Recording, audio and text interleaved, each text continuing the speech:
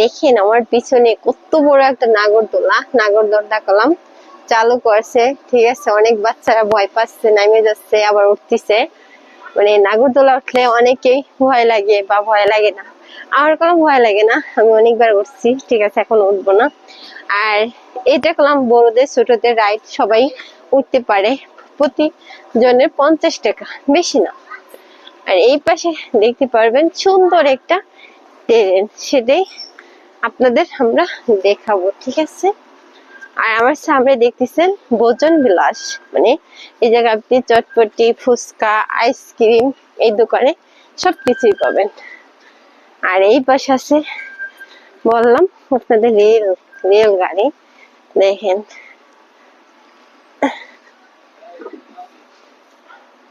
এই জায়গাগুলো আপনারা রেলে উঠতে পারেন।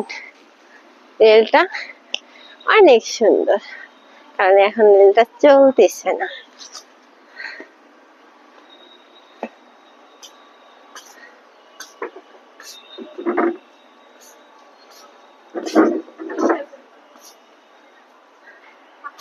ছোট্ট একটা রেল, ঠিক আছে, এই রেলে কে কে চড়তে চান চলে আসতে পারেন। দেখাবো এইয়া ওর একটা হাঁস, যে হাঁস এতদিন জানতেন মানে রান্না করে খায়, সে হাঁসে মানুষ করলাম এই জায়গা চড়ে, সে অনেক সুন্দর। মানে আমার কপালটা এতই কষ্টের, মানে পুরা আমি 3-4 বার আসলাম এসে ক্লাসের শিশু পার্কে ফরিদপুরে, একবার হাসি উঠতে পারলাম না। কারণ কি জানেন, হাসি উঠতে গেলে 6 জন লাগবে। 6 জন এখন কোথায় পাবো বলেন? এই যে হাঁস দেখতে পারতেছেন, হাঁসটা গেলাম ওই যে বসে রয়েছে, হাঁসের সিট আছে, এই সিটে।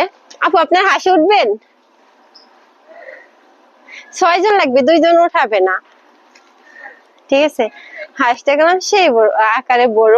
আর হাঁসটা দেখেন কত বড়, এই মাথাতে এই মাথা ঘুরে আসতে হবে এই সের উপরে দিয়ে।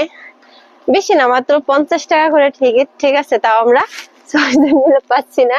আর হাঁস পানিতে থাকে, হাঁস কলাম এই তাই সেই পানি, মানে শুনছি খালি হাঁসটা ঘুরে আসে পানিতে পড়ে, কারণ আমাদের কপালে নাই, খালি শুনে যাবো আর দেখে যাবো, ভিডিওতে বাস্তবে ওঠার সুযোগ নাই।